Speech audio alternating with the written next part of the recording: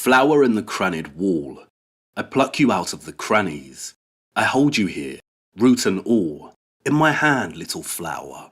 But if I could understand what you are, root and all in all, I should know what God and man is.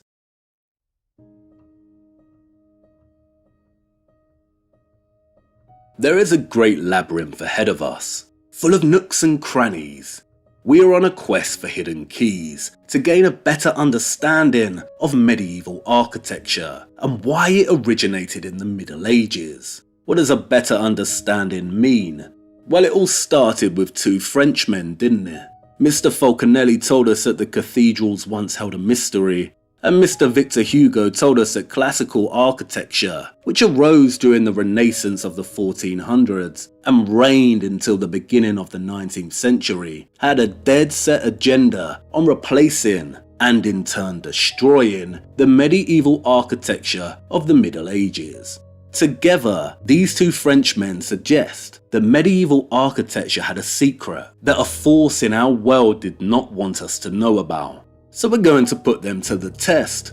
Is there a lost secret? Could Falconelli be correct? Do the cathedrals really hold a great mystery? Well, I can tell you right now, no, Falconelli is not correct. There is no lost secret, and the cathedrals do not hold a mystery. No, they hold many. That's right, the mysteries of the cathedrals, plural. You know medieval architecture, don't you? Of course you do. If we were playing a word association game and picked the word medieval, you'd shout knights on horseback, dragons, castles, moats, kings. And if I said the word Gothic, I bet you shout the following: dark, ghosts, cemeteries, monsters, bad makeup. And if I pick cathedral, maybe you'd shout gargoyles, spires, God, bells, prayer, choir, holy.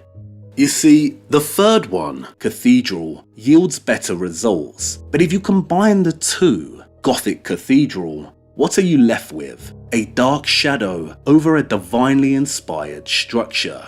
A slightly problematic and confusing stereotype that has a long and, I'd argue, deliberate historical formulation. You know medieval and Gothic architecture. I know you do.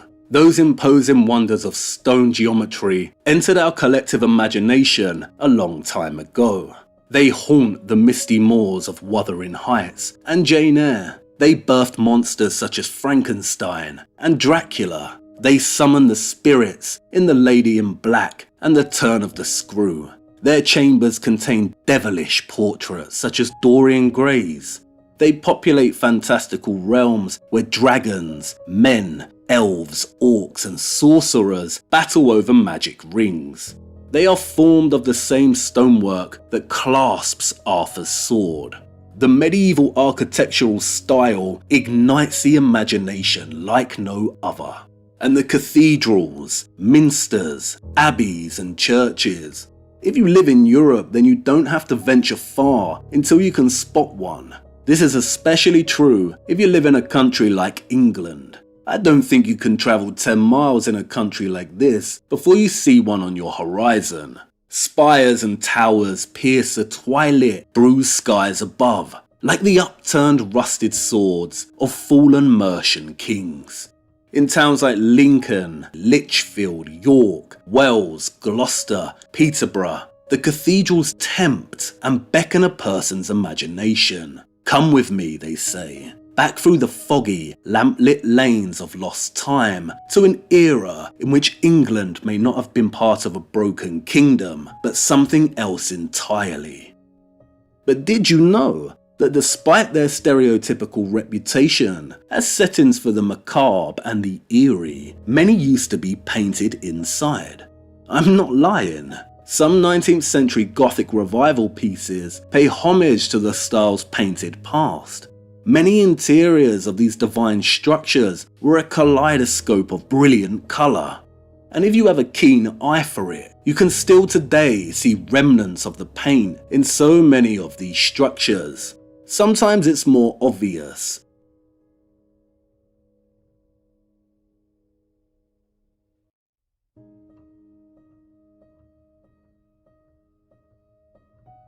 Sometimes it's subtle.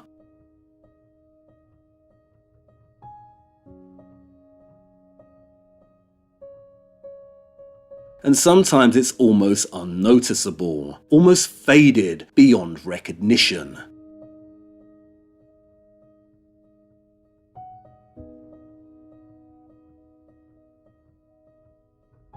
Greens, blues, yellows, reds. They don't emphasize the colourful paint in the ghost stories, do they?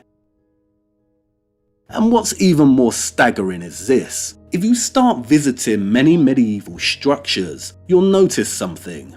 The stone outside, especially on the north and west facing exteriors, is very aged. As expected, right? If a minster is over 700 years old, then you'd expect time has left its mark, especially the places that don't get much sun. But if you venture inside, you'll see that the interiors, the piers and columns, etc., have not aged so dramatically. And why? Because they were not exposed to the elements, the weather outside. So why did most of the paint disappear?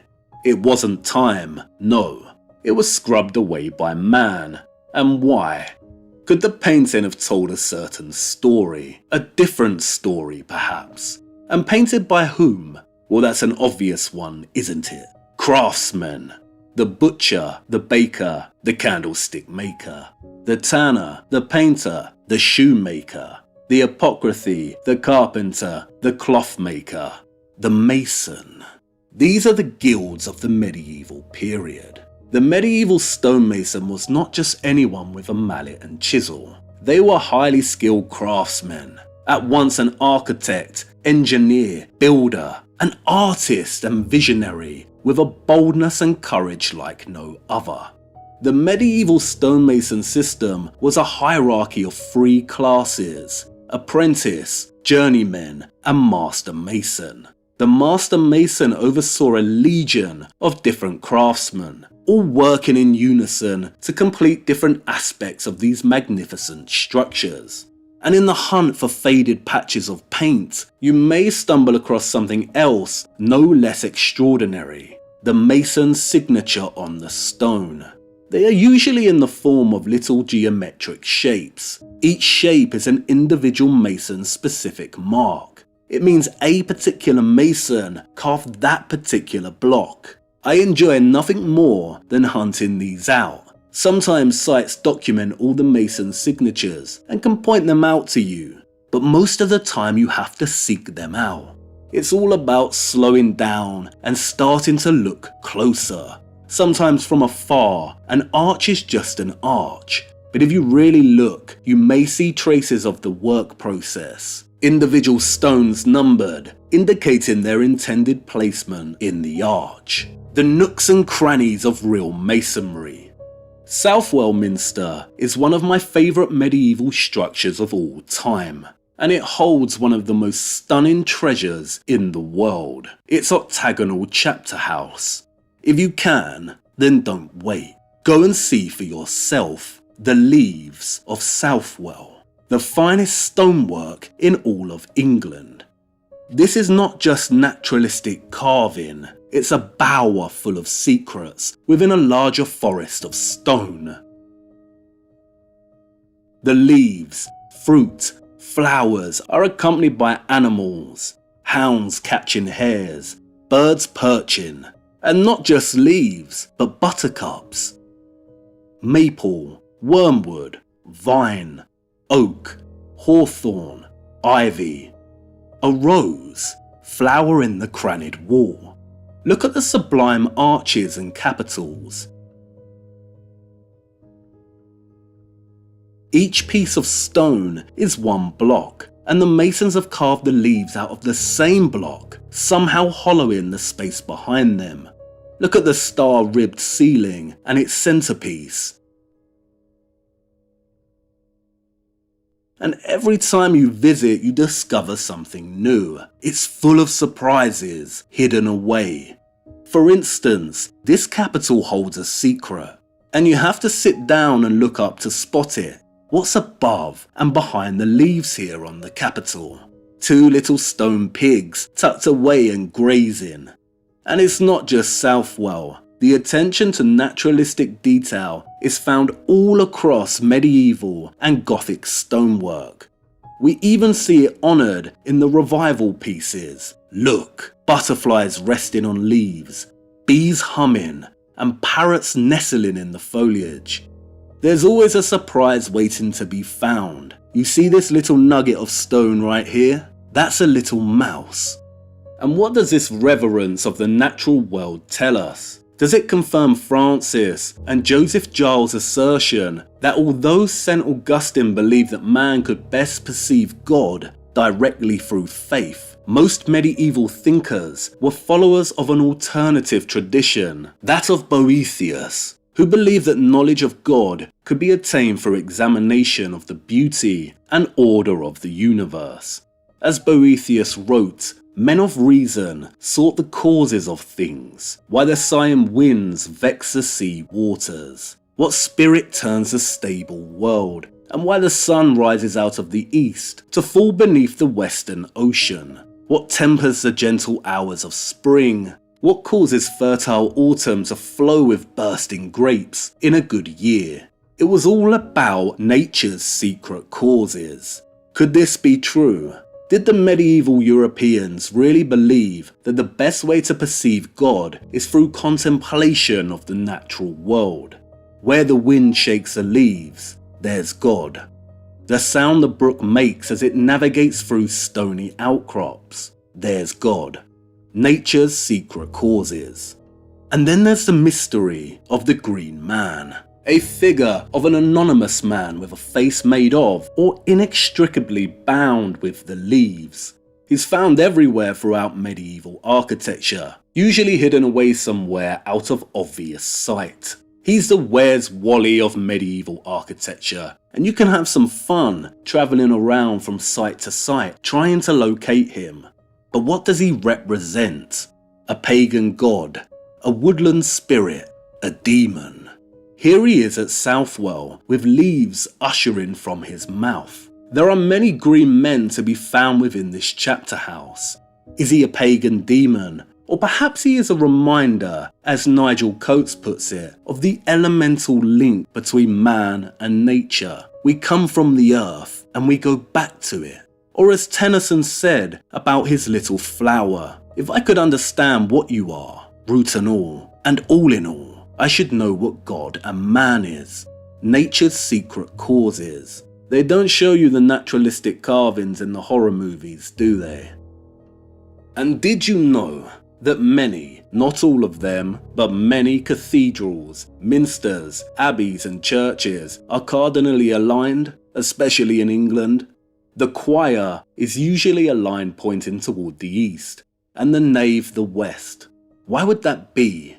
Perhaps the skeptics would say, because Christianity is secret sun worship. But could there be another reason why a large majority of these structures, but not all, are aligned like this? If you're ever lost when out hiking around the European countryside and you've forgotten your compass but stumble across an ancient church, you may just be in luck. The nooks and crannies, the secrets and mysteries, we're after them. There is a great labyrinth ahead of us, so what's it all about? I am going to try and tell a story of the Gothic with a particular focus on the United Kingdom and Europe by extension. But no, that doesn't really cut it. Gothic is not the right word. Gothic architecture was born in the 12th century and ended in the 16th century. Our inquiry transcends this period. I will also be exploring what came before. Okay, how's this? I am going to try and tell a story of medieval architecture and the Middle Ages with a focus on Europe. That's better, but not spot on.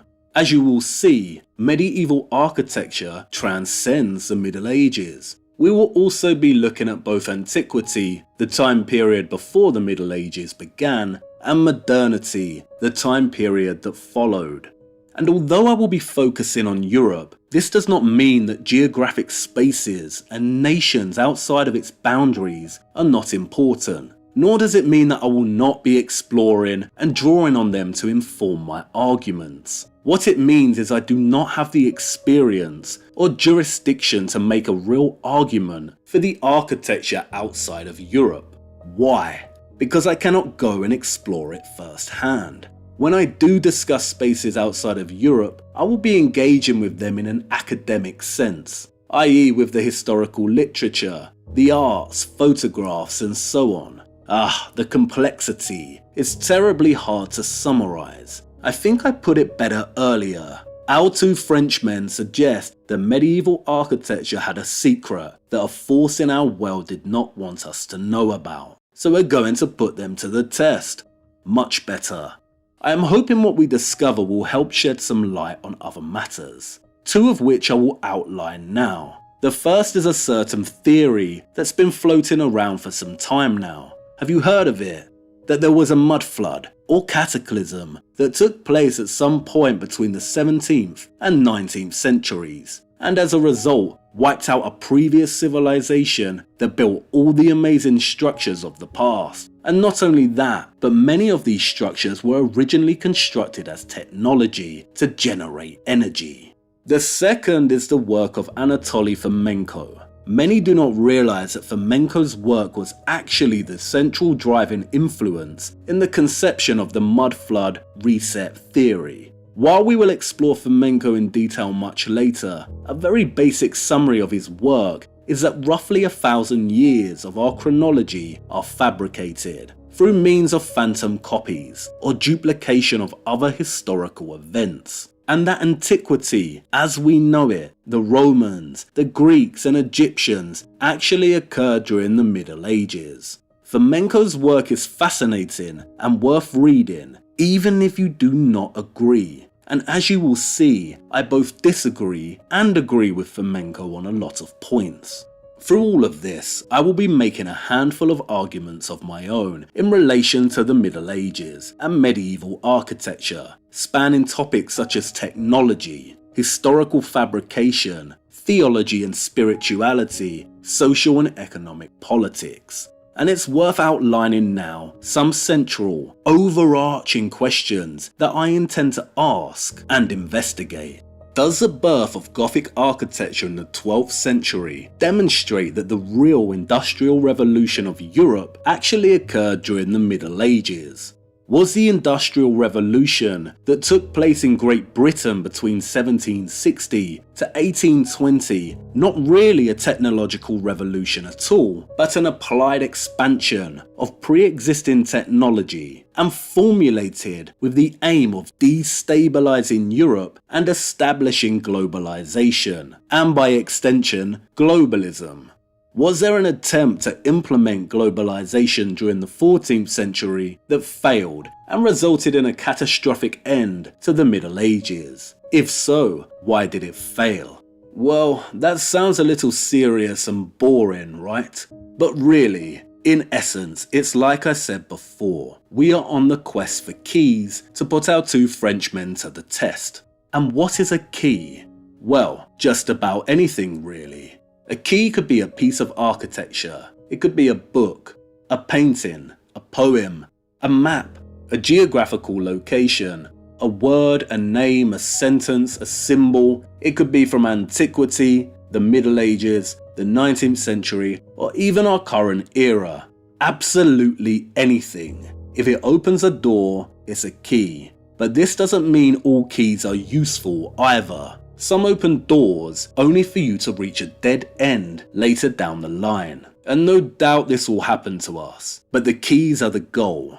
And I'd like to share with you now one of the keys that we'll explore in much detail later. Finding keys is like falling in love or falling asleep. You cannot orchestrate falling in love, you can't force this one, and you cannot force sleep. You cannot will yourself to sleep with your mind. If you do this, you'll be up all night tossing and turning. But if you let go, it tends to happen naturally. You fall. It happens unexpectedly. Keys are the same. You can't find a key if you're looking too hard. If you're going here and there with a theory or preconception in mind, the keys find you. But you have to be open enough to even realize what they are.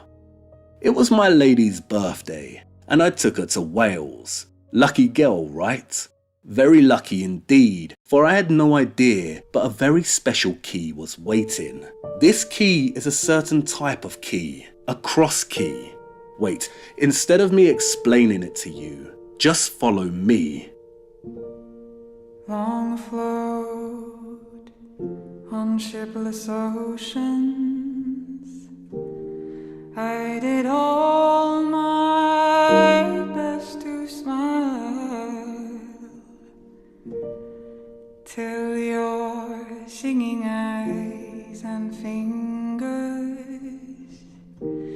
drew me loving to your isle, and you sang, sail to me, sail to me, let me enfold you. Here I am,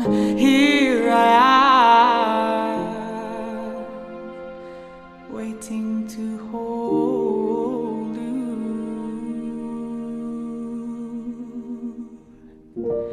Did I dream you dreamed about me? Were you here when I was forced out? Now my foolish boat is leaning, broken love alone on your rocks. For you sing, touch me not, come back tomorrow. And oh my heart shies from the soul.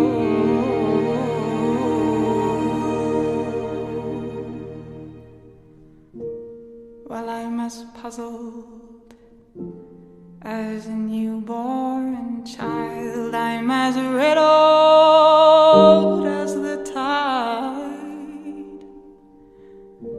Should I stand amid the breakers, or should I lie with death my bride? Hear me sing, swim to me, let me enfold you. Here I am,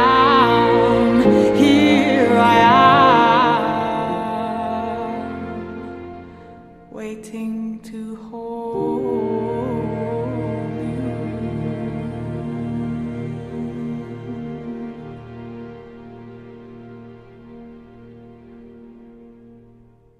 Do you know what this is? This is the living waters. St Winifred's Well in Holywell, Wales. It is a spring that comes from deep within the earth. And look, it bubbles delicately into this magnificent Gothic structure and sparkles in this star before travelling into this pool. The living waters. In 1189, Richard I is said to have visited the site to pray for the success of his crusade. It has been a site of pilgrimage for almost 1,000 years of recorded history. Holywell is the Lourdes of Wales. The spring produces miraculous healing waters, of which reports, according to Paul Burns, go back to the early medieval period. The living waters from deep within the earth. And look above the spring. Look at this structure. These special springs are everywhere across the United Kingdom, most now forgotten and out of sight. But not all. In a region named Derbyshire, they still practice the ritual of Christian well dressing that stems from the Middle Ages. And again, the waters of these springs are also reported to produce miraculous cures. The site of Holywell now chlorinates its spring water. What a tremendous shame. A cross key. It opens two doors. What doors? Well, firstly it gives us real evidence of the presence of the living waters within a Gothic structure. And what else? The mud. Look a little closer and reset your mind. What happens if I raise the ground here? What are we left with? A grassy path to a church and a little chapel. What's under your feet? The mud flood as an isolated worldwide cataclysm is a very weak theory, and in Stolen History's reality check, Thomas Christian Leibel teases nuance when he asks whether the mud flood could not have been an isolated incident, but something that's occurred multiple times in our history. And what an excellent question. There was no mud flood in the United Kingdom, but something certainly occurred multiple times over the last few hundred years. Look again, raise the ground. Have you ever considered culverting?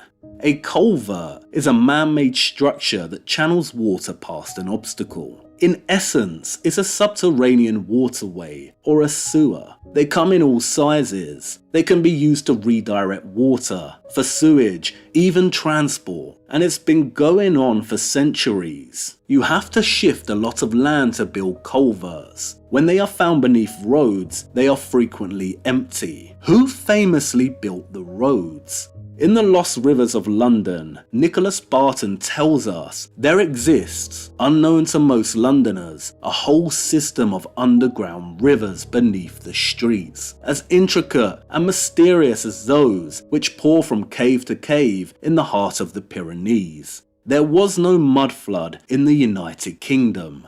No, there was a burial. Perhaps multiple burials since the Renaissance, beginning with the erasure of the medieval. The ground is always raised around these medieval structures. A mud flood would not be so selective, but sometimes, like with Holywell, the ground isn't raised to bury the entire lower half, and there are clues. See here, what's inside? A crypt, or perhaps something else. Did there exist a lost guild? Who were the Cistercians? Were they really monks? Revo, Tintern, Buildwas, Furnace, Fountains, Cistercian abbeys. Who dissolved them? Who destroyed and buried them? The living waters, nature's secret causes, buried long ago and made secret. Even in a place like London, UA Thamthorpe puts it beautifully. At our feet they lie low, the little firm and underground rivers of London. Effra, Graveney, Falcon, Quaggy, Wandle, Walbrook, Tyburn, Fleet, whose names are disfigured, frayed, effaced. These are the magogs that chewed the day to the basin that London nestle in. These are the currents that chiseled the city, that washed the clothes and turned the mills, where children drank and salmon swam, and wells were holy. They have gone under, boxed, like the magician's assistant, buried alive in earth, forgotten like the dead. Boxed, forgotten like the dead, buried like the dead. Where do we bury the dead? Tennyson wrote his poem Flower in the Crannied Wall at Wagoner's Wells in East Hampshire, England. It's a series of man-made ponds with connecting streams. They created the ponds in the 18th century. There are so many examples such as this all over the country. You see, all those old watercourses and streams from the springs had to go somewhere. You can't just shut them off. They must be redirected, pulled, repurposed as fountains, controlled. The creation of many English stately homes in the 18th century serve as an example of a redirected, repurposed and revised medieval water system. When it comes to the medieval, so much of it traces back to water. Have you ever seen this medieval plan of Canterbury Cathedral? Can you see all the green, yellow and red lines? Do you know what they are? That's a water system. Fonts, piscinas, it runs throughout the entire structural complex. I have found many keys that testify to, hint at, and underline the communion between medieval architecture and the natural living waters, but only in Europe and primarily the United Kingdom. Like I said, I don't have the experience to talk about the rest of the world, but what an incredible proposal. Imagine if people from all over the world could go on a treasure hunt in their own particular nation, region, or town to investigate the potential presence of ancient watercourses and springs, to examine whether they interacted with their own medieval and architectural history, and whether they were boxed like a magician's assistant. The nooks and crannies, the mysteries of the past, the labyrinth awaits. But you're hesitant, aren't you? You know what stepping into a labyrinth like this means. Jorge Luis Borges captured it best in his short story, The Two Kings and the Two Labyrinths, in which the Babylonian king orders his subjects to build him a labyrinth so confusing and so subtle that the most prudent men would not venture to enter it, and those who did would lose their way.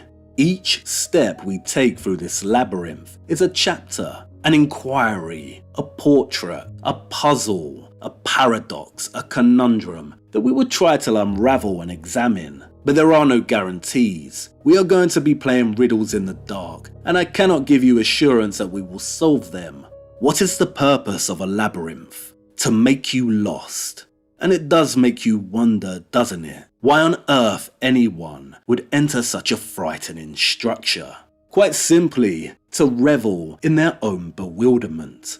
It's time to begin. Oh, and I almost forgot, an important question. You don't have a phobia of minotaurs, do you? No? Well, that's good news. Just me then. Okay, enough chit-chat. Let's get going. Our first puzzle isn't going to solve itself.